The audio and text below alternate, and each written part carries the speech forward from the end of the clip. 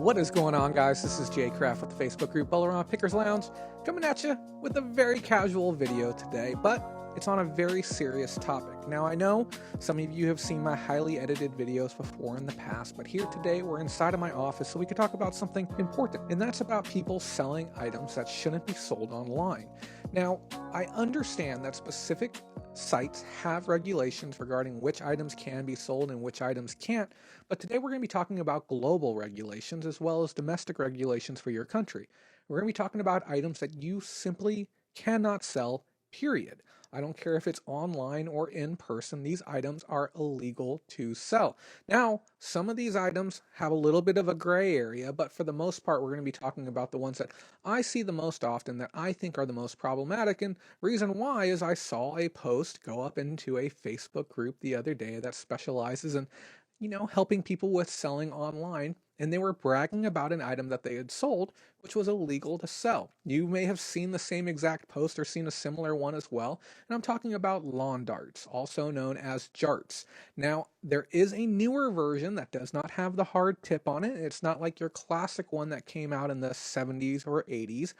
The reason with lawn darts is that people were getting killed by them. They were throwing them up in the air, throwing them up over the fence, and they were coming down and cracking people's skulls and killing them. Lots of kids were killed by lawn darts, and the government had decided to make these illegal nationwide to sell anywhere, locally, privately, online, anywhere you wish to sell them. They are considered a hazardous good, and you cannot sell them. You can forfeit them to the police department. You can dispose of them responsibly, or possibly even have the items destroyed, but you cannot sell the items. If you see them at a yard sale or a swap meet or anywhere of that likeness, do the responsible thing and let the vendor know that they cannot be selling that item there, or they risk being liable for any injuries that may happen.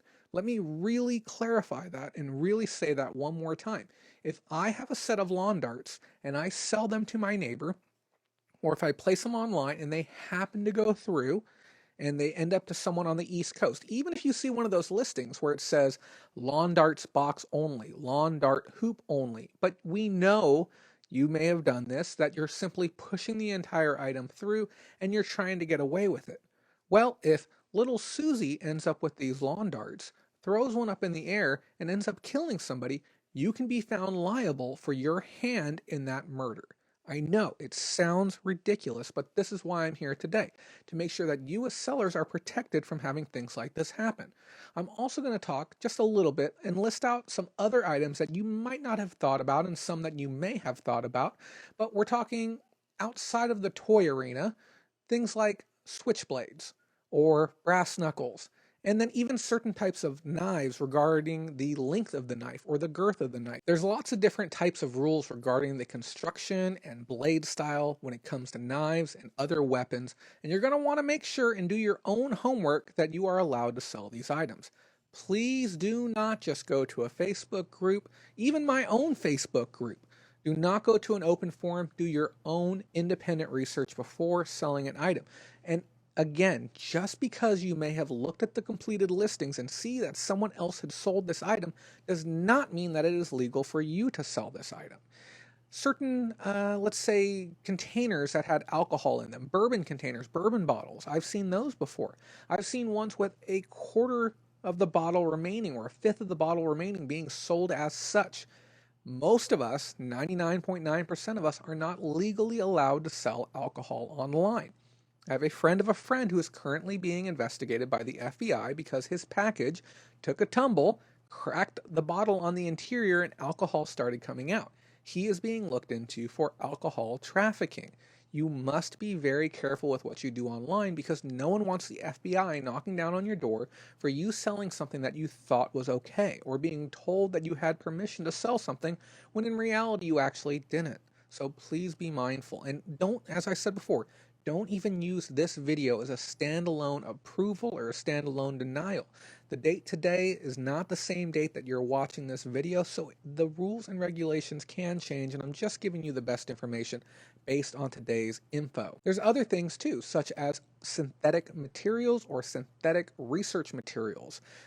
You may have heard the word spice before, and pretty much any type of drug or controlled substance that's currently being regulated, you most likely don't have the grounds to sell. If you do, you probably already know what you're allowed to get away with, but again, please do your research within this category as well. Another one that a lot of people don't think about would be drug paraphernalia.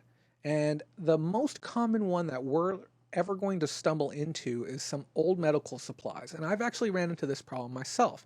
I tried to sell needles on eBay. They were medical grade ones for diabetics, and I had a box of maybe about 100 of them, and I picked them up at a storage auction, and rather than discard them, I felt that I could sell them online.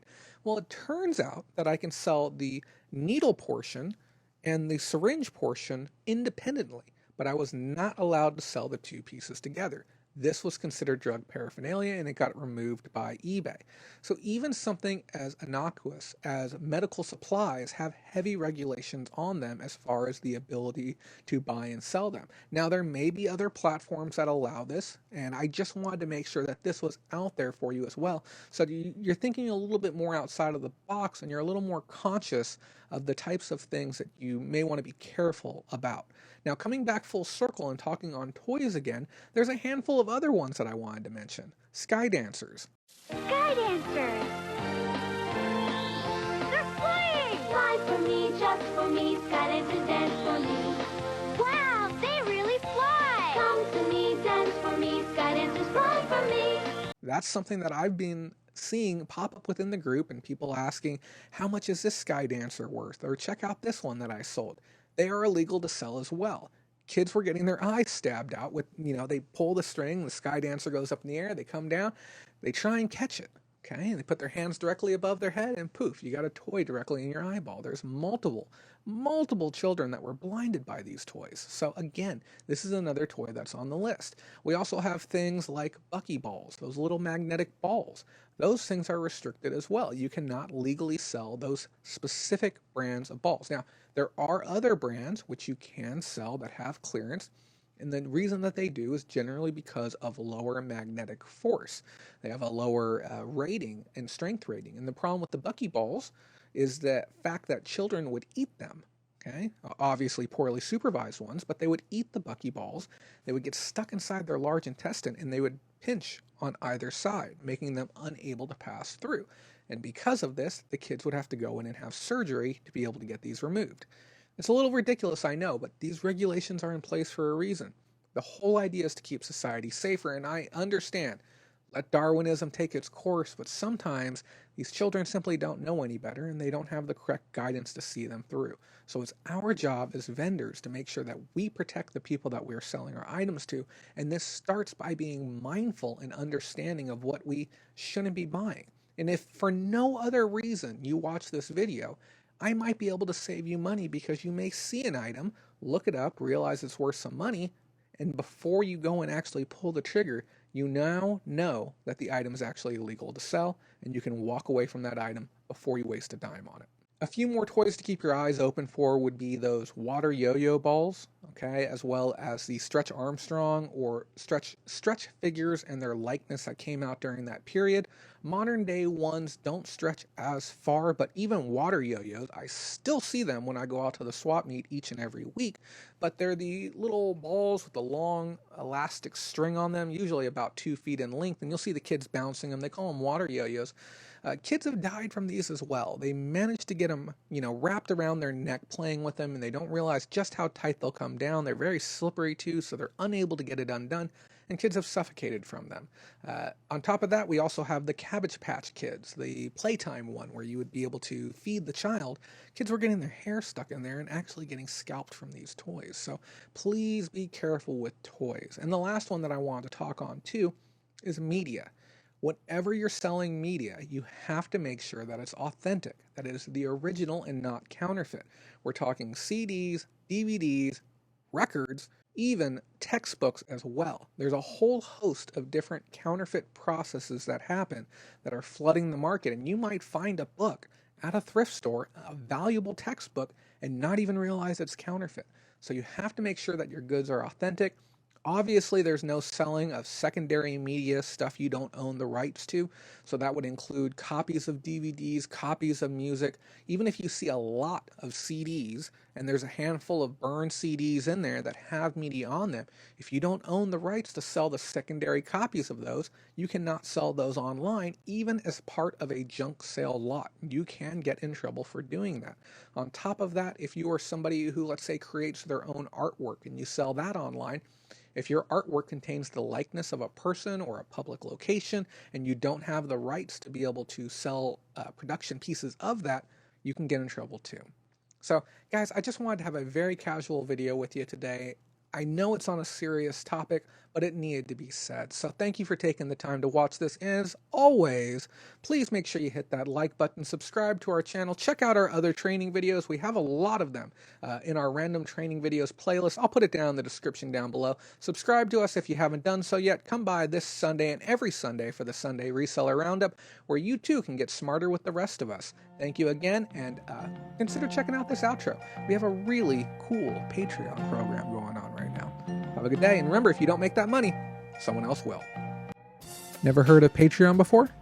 This training was made possible from support from our Patreon community.